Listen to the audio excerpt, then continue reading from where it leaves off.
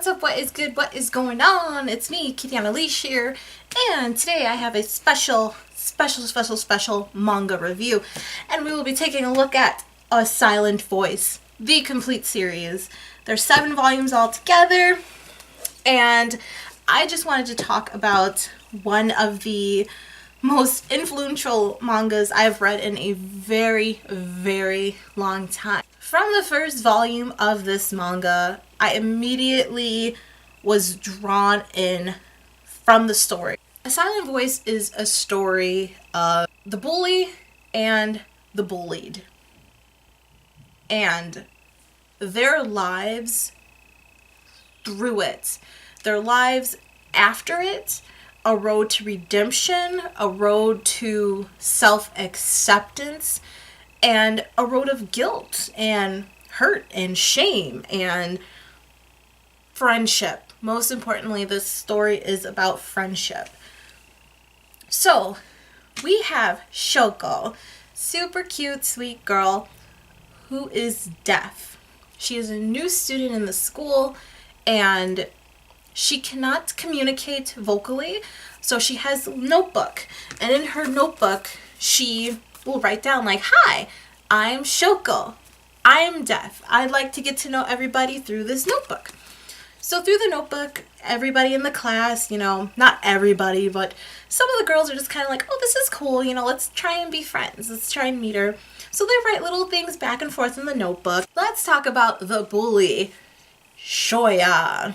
Shoya is a bad little rascal. He is a carefree boy who is just bad. Like, this kid is bad. We're talking about jumping off of bridges into the lake, bad, running around with his little bad friends, picking on everybody, and his whole thing is that he just doesn't want to be bored. He does all this stuff, he causes all this ruckus and stuff just because he doesn't want to be bored. His father's not in the picture, his mother is a single mom doing the best she can, and she has a hair salon. So there's not much male influence in his life. Maybe that's why he's such a little rugrat. We don't really know. Being the little bad boy that he is, he finds a way to just hate on Shoko. He doesn't like the fact that she's deaf. He doesn't like the fact that she doesn't give him the reaction that he wants. So he starts teasing her and starts picking with her and starts bullying her. Shoya, even though she's deaf, she tries her hardest to be a part of everything. She can't hear, so she wants people to communicate with her notebook. And you can just tell she's such a sweet person, a sweet character, and all she wants to do is become friends with these people and, come to school to learn and have fun. And it's really hard when there's a communication barrier. Half of the class is just totally not into really communicating with Shoko. And you have a couple girls who want to be friends and want to communicate, and then on the other hand you have people like Shoya who just want to make fun of her and hurt her and do mean things to her. The story is very compelling. Throughout the first chapter here, you get to learn about our main characters.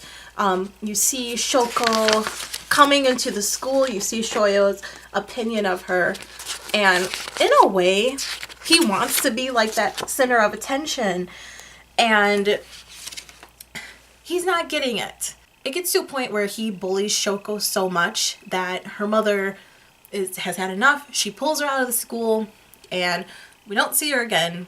And at that point, everybody started turning on him. Even his friends that were also bullying Shoko, they turn on him and say, "You know what? You're a bully. You're crap. We don't want to hang out with you anymore." And then they start bullying him in effect to everything. It just goes to show you, you can't just be terribly mean to somebody and not expect that karma to come and hit you in the face. This story is deep. It does cut really hard. If you've been bullied, it will bring back some of those memories. And if you have ever been a bully, even if you didn't realize you were being a bully, it kind of makes you self-reflect a little bit. Me, myself, I wasn't bullied to the extreme that Shoko was, but I definitely had to deal with some bullying, and I wouldn't really say I was a bully, but I feel like there's different characters in the story that reflect everyone. We've all know somebody that has been bullied in school.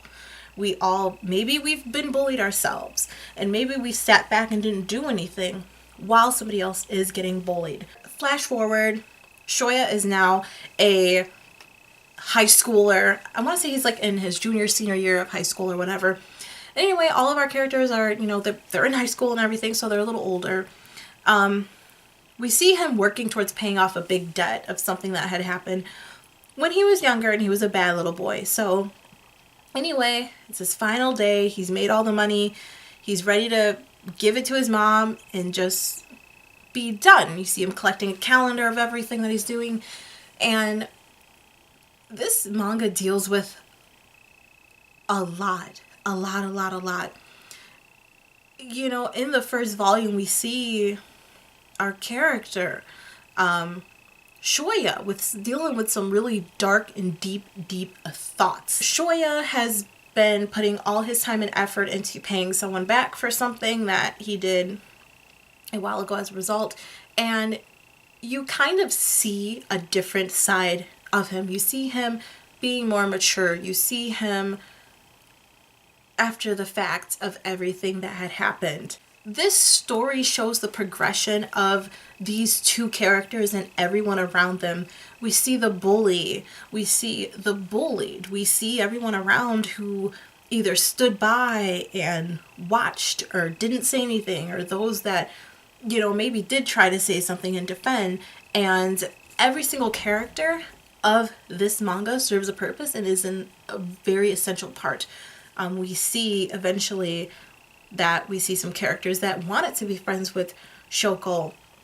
We see some characters that secretly hate Shoya.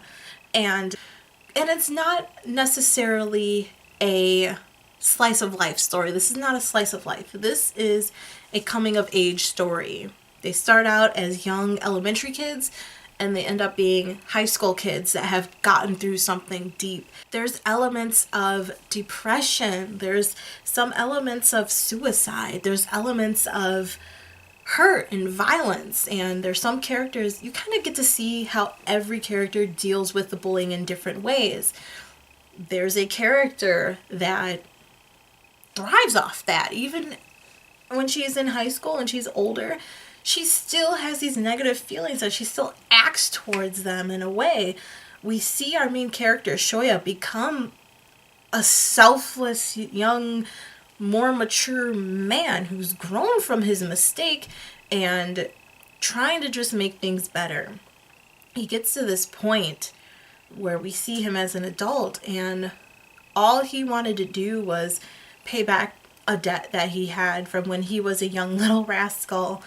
And he's ready to jump off a bridge, basically. That's where he is in his point in this life.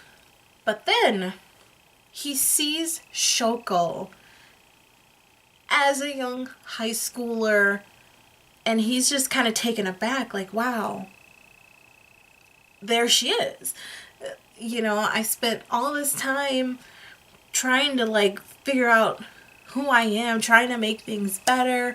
And she's still here. She's alive. She's kicking. She's well. Can I make something out of this? And from there, we see just a story of him trying to form a relationship with Shoko. The bully now has walked a different path, or he's trying to, and now he's trying to turn over a new leaf and become friends with her. So this series spans across 7 beautiful volumes. The art is amazing. I really love it. I love the expressions of characters. I love how there's these really nice illustrated pages you get in here every once in a while. I love all the friends. You see Shoya coming from a guy who just, he hates everything, and he starts to get to a point where he hates people. He's so ashamed and embarrassed that he doesn't even look up He was literally like this guy who'd run around acting like the big shot of everywhere, and now he's like not. He fades into the darkness, and he sees everybody around him as just having these X's across their face. That's just how he is. He's like, you know, you're an X, you're a nobody. I just have to deal with you till I'm done with school and I'll never see you again. That's his mindset, you know, after everything. This series is rated T for ages 13 and up. I wouldn't recommend like really young kids or anything read this because it does deal with some dark subject matter. But this is a story for everybody. Everybody should get into a silent voice. Everybody should read a silent voice. If you can, please, please, please go ahead and at least pick up the first volume. You will not be disappointed. I don't know anybody who actually read A Silent Voice and said that that was just terrible. I've regretted so hard. You can even see, like here, they're young kids. This is the first volume. And then going into our second volume here, yeah, they're older. So it moves pretty quickly. But it's definitely a read for everybody. I do want to say that this manga, A Silent Voice, is on my top 5 favorite list of manga. It was just that amazing. It was that great. It made me cry. It made me happy. It made me really sad. I was just like a world of emotions with this series, and it is so relatable. So yes, everybody, go ahead, pick up A Silent Voice. You will not be disappointed at all. What this story is not is it is not a romance in terms of, you know, somebody's got a crush and they're pursuing it. It has nothing to do with that. It's all about the redemption, trying to make up for that lost time, for being such a terrible person, and trying to find a purpose in life, a purpose for living in a way for some characters. And it gets so deep. It's a story of forgiveness. It's a story of guilt, a story of shame, a story of depression, and just moving on in your life continually, as we must do. And I will definitely say that the story was definitely well worth it. It warmed my heart. It's one of my favorites of all time. So yeah, if I had to give this a rating, A Silent Voice is an A+. There's nothing wrong with this manga. Everything was amazing. Read the first volume, had to read everything else within like just a few days. I'm so amazed that I was able to come across this. So yes, please go ahead, take the time out to pick up A Silent Voice. Alright guys, that's me. That's me, Kitty. Go ahead and check out any links down in the description link below. And I hope you all have a great day. Bye!